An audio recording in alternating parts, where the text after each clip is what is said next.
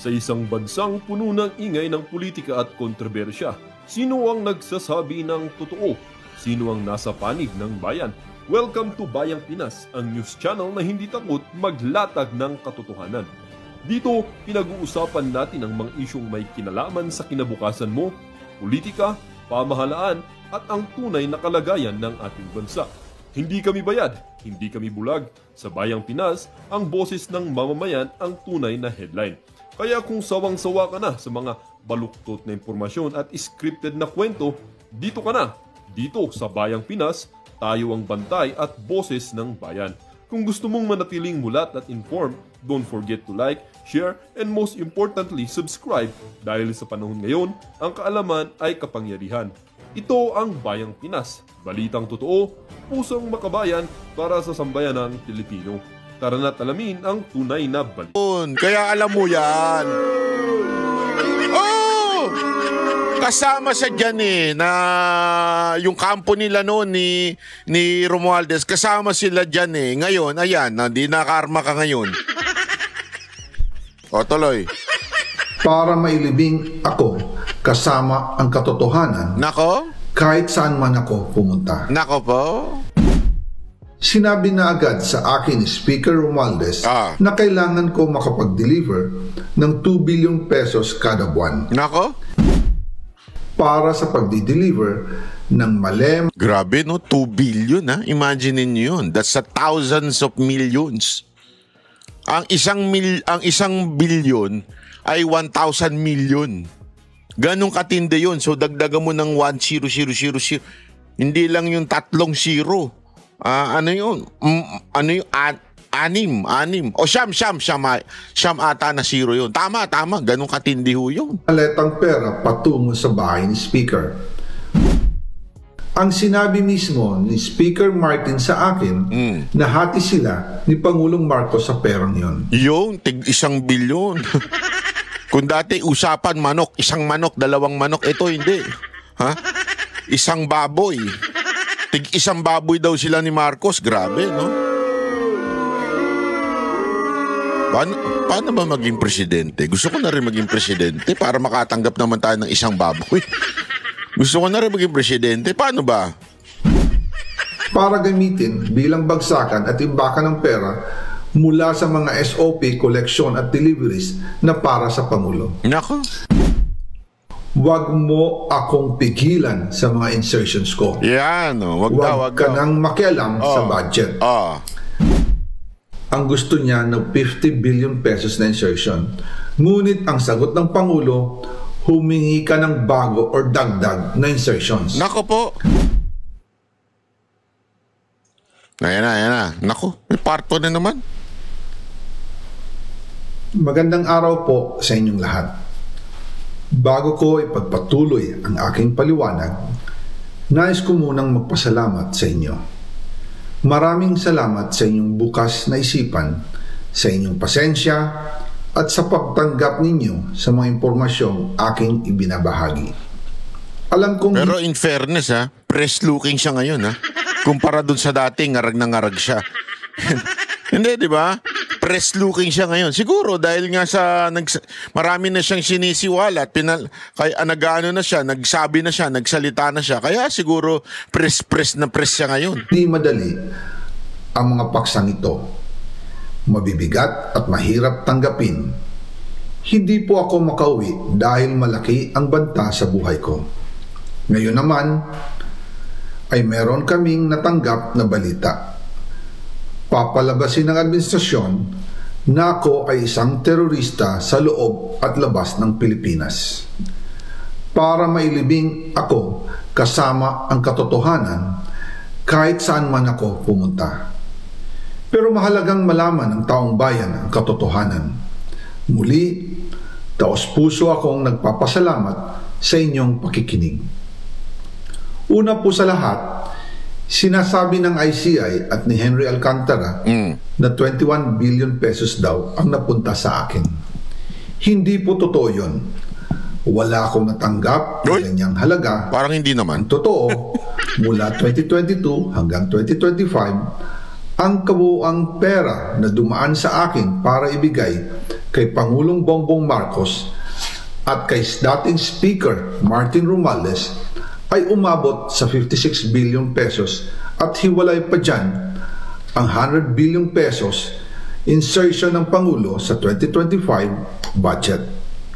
Pati na rin ang 97 billion pesos Grabe. control insertion na inilagay sa NEP ng 2026 national budget. Balikan natin kung paano ito nagsimula. Ayan. Noong 2022, kakaupo ko pa lang bilang chairman ng House Committee on Appropriations, sinabi na agad sa akin ni Speaker Romualdez na kailangan ko makapag-deliver ng 2 billion pesos kada buwan. Makalipas ang ilang araw, tumawag sa akin si Yusek Bernardo. Sabi niya, kailangan ng tulong ng Bulacan sa problema nila sa baha. Pinapunta niya sa opisina ko sa Kongreso si DPWH District Engineer Henry Alcantara. Sa naging meeting namin ni Alcantara, siya mismo ang nag-offer kung paano ang hatian sa mga proyekto ng DPWH. 22% para kay Speaker Romualdez, 2% para kay Yusek Bernardo, Nako. at 1% para sa kanya. Nako. Doon po nagsimula ang tinatawag nilang deliveries. Nako po. Ang sistema po ay ganito. Ano yun? Paano? Mga tao ni Henry Alcantara ay nakikipag-ugnayan sa mga tao ko na sina Paul Estrada at Mark Tiksay. Sila ang tumatanggap na pera mula sa mga tao ni Alcantara. Minsan sa bahay ko sa Valle Verde, minsan naman sa BGC parking. Pagkatapos nilang makuha ang Saan yan? Puntaan ko yan. Saan yan? Saan yan? Hold upin ko yan. Sa BGC daw. pera, sila Mark at Paul naman ang nag-aayos o nakikipag-coordinate sa tauhan ni Speaker Martin Romualdez na si Jocelyn Sereño para sa pagdi-deliver ng male-maletang pera patungo sa bahay ni Speaker. Una, sa North Forbes Park sa McKinley Drive at nang lumipat siya sa number 14 Nara Street, South Forbes Park. Nako. Gusto ko pong linawin, hindi ako nakikialam sa mismong proseso ng paghatid. Dumaan lang po sa akin ang pera na agad dinideliver kay Speaker Romualdez. Ako lang po ang nagko-confirm sa text kay Speaker kapag nadala na ang pera sa bahay niya. At lahat ng ito, mula sa unang utos noong 2022 hanggang sa huling delivery noong 2025. Umabot sa mahigit 55 billion pesos plus ang naihatid sa bahay ni dating Speaker Martin Romualdez. Magkano daw? Ulit? Magkano daw? Bako, mamaya, yan ang maging tanong ko sa GCash ko, ha? Kaya kailangan, kabisado niyan. Bahay niya. At lahat ng ito, mula sa unang utos noong 2022 hanggang sa huling delivery noong 2025. Umabot sa mahigit 55 billion pesos plus ang naihatid sa bahay ni dating Speaker Martin Romualdez. Nako, 55 billion. Lupet. Gago! 55 billion, pwede ka na magtayo ng bansa nun. Ano? Sarili mong sundalo, sarili mong kapulisan, sarili mong husgado.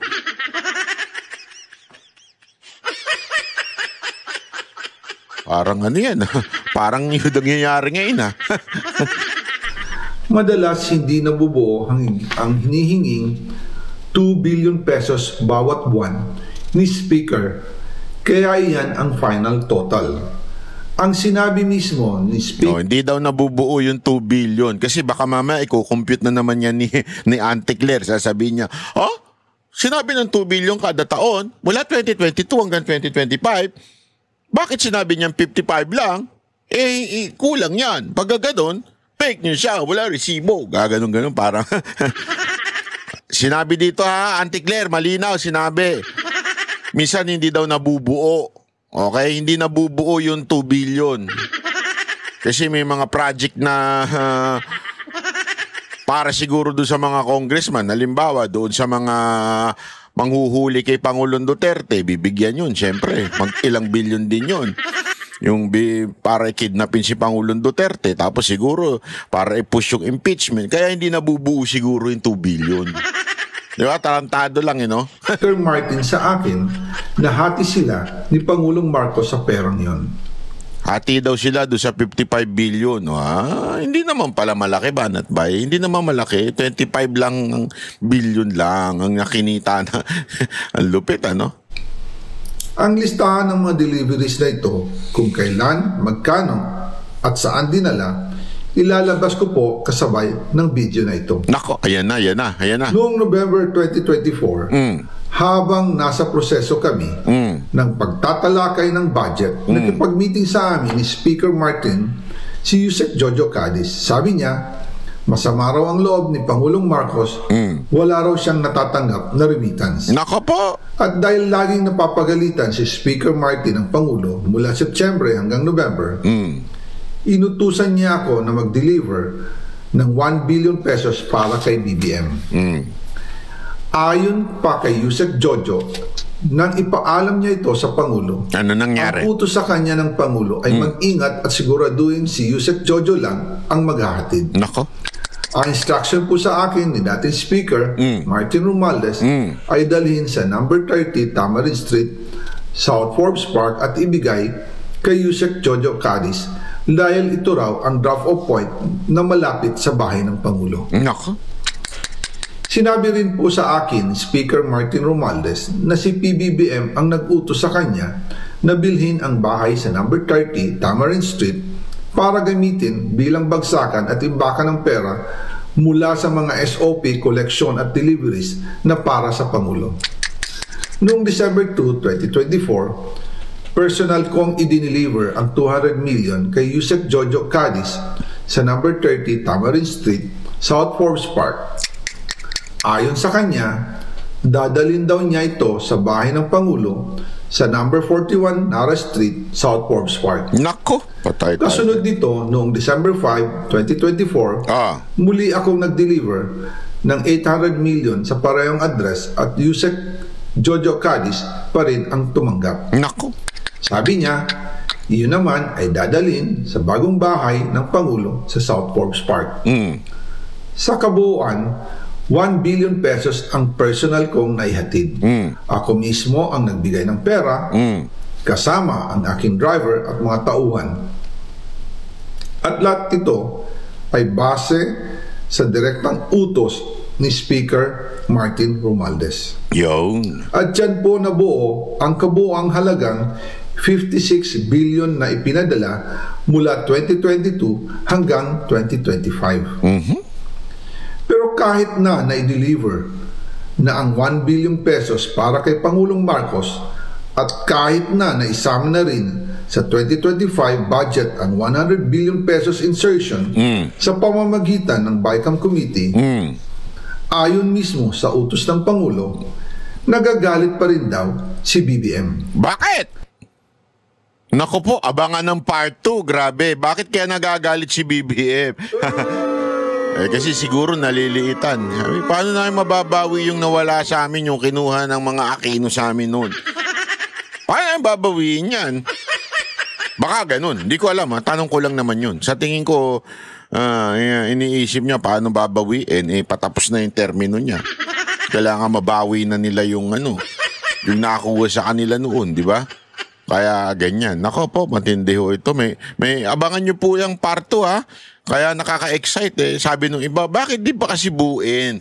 Hindi, kasi may mga nagaganyan May nababasa ako. Bakit di pa kasi buuin? Bakit pinapatsi-patsi pa? Pinapadrama-drama pa? Hindi ganon. Kaya pinapatsi-patsi. Sa tingin ko lang ito opinion ko lang naman to bilang isang mamamayang Pilipino. Parang ganito Hindi naman pwedeng ipakain mo yung breakfast, lunch at saka dinner ang sabay-sabay. Tama, mali? Hindi pwedeng ganun. Breakfast, lunch, dinner, sabay-sabay mo yung pakakain sa tao. Sabi mo, yan kumain ka na. Ibig sabihin niya, hindi ka nakakain buong araw. Hindi pwedeng gayon yun. Una, maraming dahilan. Siyempre, kailangan mo ng energy all throughout the day. But isang pinakamatinding dahilan yan, kasi minsan, hindi nakakayanin. Di ba? I mean, hindi pwedeng, hindi kakayanin yung mga impormasyon kung ito'y sabay-sabay. Kailangan mahimay. yung impormasyon. Kasi ito pa nga lang, apakarami ng impormasyon dito eh. Yung hinihingi na 2 billion, yung total na nakuha ni Romualdez na 55, di ba?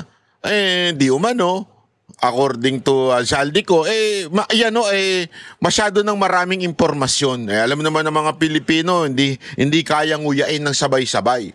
So kailangan pag-usapan unti-unti yung at nandyan din, di ba, yung mismong address. I mean, masyadong maraming impormasyon kung ipagsasabay-sabayin ho ito. Yun ang sa tingin kong dahilan. Hindi ko naman sure, hindi naman kami nag-uusap niyan eh.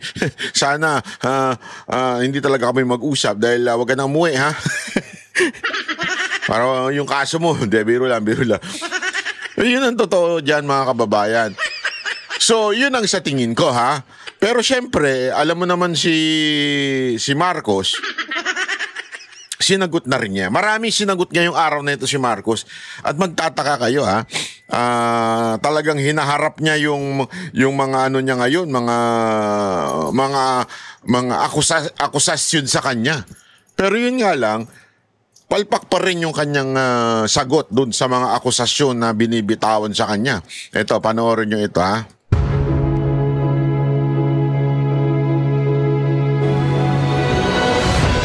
Magandang gabi po, Luzon, Visayas at Mindanao. Sinagot na ni Pangulong Bongbong Marcos ang mga akusasyon ng kanyang kapatid na si Senadora Amy Marcos na nagdodroga umano siya, pati ang First Lady at kanilang mga anak. Sabi ng Pangulo, hindi niya kapatid ang nakita ng publiko sa TV. Sabay sabing nag-aalala siya sa lagay nito. Mabilis na hirit ng Senadora, patunayang mali siya. Yun. Kaugnay naman sa mga bagong aligasyon ni dating Congressman Zaldico, hinamon siya ng Pangulo na Yun mga kababayan eh. Yun mga kababayan. Ha? I mean, patunayan mo, prove me wrong. Ha? Prove me wrong. Ang dali naman eh. Diba? Although I do not agree na kailangan ako. Para sa akin, hindi ko na kailangan ng drug test ni Marcos para maniwala ako sa sinabi ni Senator Amy. Kasi they can do anything eh. They can do everything pala. They can do everything para magkaroon ng negative eh. Kahit hair follicle pa yan, kayang-kaya nilang magikin yan. Yun yung election, kaya nila magikin eh. Yan pa kaya. Hindi, imagine niyo yun mga kababayan. Kaya ako, hindi ako, although maraming nananawagan na hair follicle, pero ako, hindi ako solved dyan. Walang kwenta yung hair follicle na yan. Mamaya, ano pa nga, sa tingin ko, huwag nyo na i-push. Mamaya magpa-hair follicle yan, lumabas dyan, negative. Di ipagmamalaki pa nila. Pero ang dali lang kasing gawin noon eh. Tangina, ako yan. Presidente ko, laki-laki ng pera ko. Sabihan mo lang yung ano dyan eh, ano gusto mo? Ha? Ano yung maggagawa ng resulta, ano gusto mo? Bigay ko sa'yo lahat. Plus 1 billion. Lagay mo lang dyan, negative. Ang daling gawin noon. Bakit mo pa paniniwalaan yung they can do everything? They have the money, they have the power. Pag tumanggi, tatanggi ka? May gusto mong gawin namin yung ginawa kaya, no? Ganun, di ba? Kaya ano yung kalokohan niyan? Pasensya na kung tatablahin ko yung mga humihingi ng hair follicle. Hindi ko kailangan yan. Ngayon,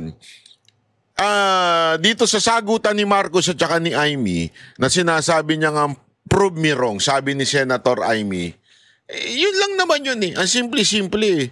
Prove me wrong. Sabihin mo sa akin. Kasi ito ang matindi dito eh. Ang daming sinasabi ni Marcos, pero hindi niya sinagot ni isang akusasyon sa kanya. Kaya, ito, panoorin nyo. Tuloy natin. uwi at harapin ang mga kaso. Nakatutok si Ivan Mayrina. The lady that you see talking on TV is not my sister. AI daw. Hindi daw niya sister yun, AI. It's either AI yun or impersonator. Yeah? Bukas na bukas din, naglalabas si Auntie Claire, sasabihin niya, that's AI. The president. Kasi sabi dito, that's not my sister. Alam mo naman to si Auntie Claire. Yung utak nito, parang hindi abogado eh. Diba? So baka sabihin niya bukas, tingnan nyo na, sabi ni Marcos, AI daw yan. Baka naman impersonator. Di ba? Kasi maraming, alam mo ito sa Pilipinas, marami tayong haka-haka eh. Hindi, alam mo kaya minsan kasi kaya tuloy nabudol kayo eh. Hindi, totoo, ang dami sa inyo nabudol dahil sa putang, iniiwasan ko na nga magmura. Ang dami sa inyo nabudol dahil dyan sa Talano Gold. Marami nagpapaniwala sa inyo nun. Hindi ko magits. Bakit tayo mga Pilipino, yung utak natin talagang sumasayad na minsan, Di ba? Marami sa atin naniwala, dahil dyan, pag nanalong presidente yan, mababayaran na utang natin. Ang dami sa inyo naniwalang ganun eh. Pag naging presidente yan, mababayaran na utang natin dahil may Talano Gold dyan. Dating galing kay Dato Puti, kay Dato Mga ganyan eh, di ba? Yung mga vlogger naman, sinakyan din yun para maibenta itong si Marcos para sa presidente. Tapos ano nangyari? Bakit? Nabayaran ba utang? Hindi, lalo tayo nagkautang-utang. Dahil sa Talano Gold na sinasabi ninyo. Tapos, hindi kaya minsan talaga eto na naman, sasabihin na naman, tingnan nyo na, sabi ni Marcos, hindi na daw si Amy yun. Baka na lang niya yan, kaluluwa na lang niya yung nagsalita. O baka naman AI yan.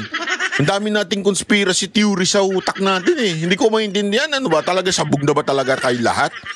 Di ba?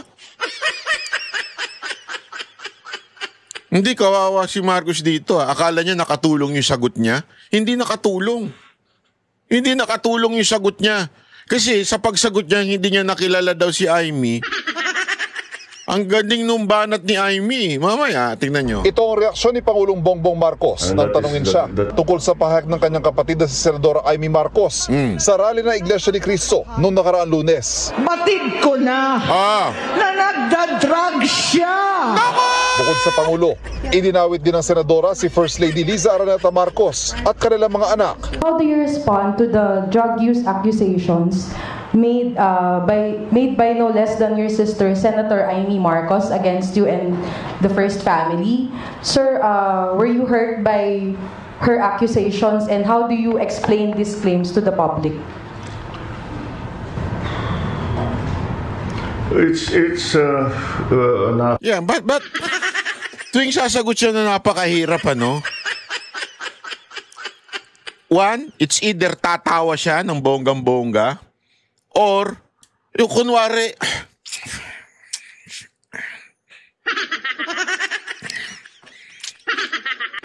ang daling sagutin eh. It's not true. Ganun lang eh.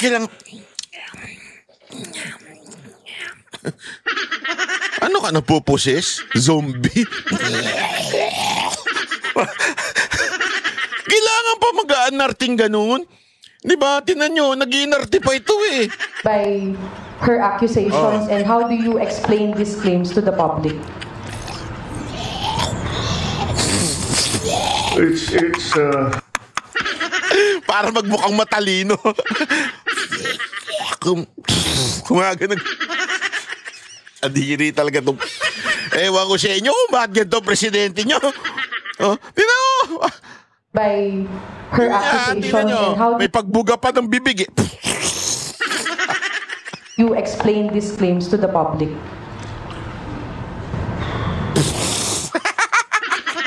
Alam, nakakaloko siya. Akala niya nakakaloko siya sa ganun eh. Sus.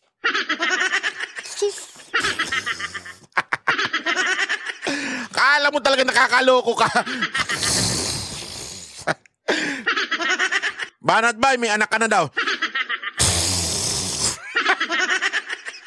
Kasi mga fake news vlogger na mga tanso eh.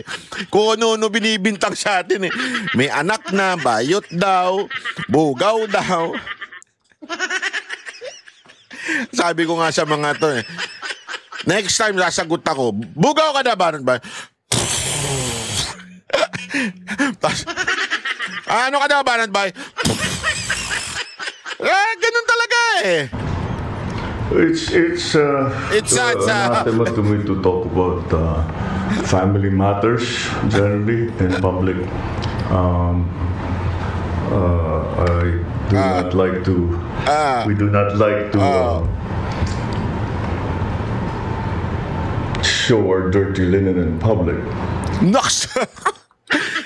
In English siya, sinasayk niya yung mga tao eh. Kung parang sinasabi niya, si Amy, ganyang palingkera ako, social ako. Yung style ng pagsagot ko, yung may class.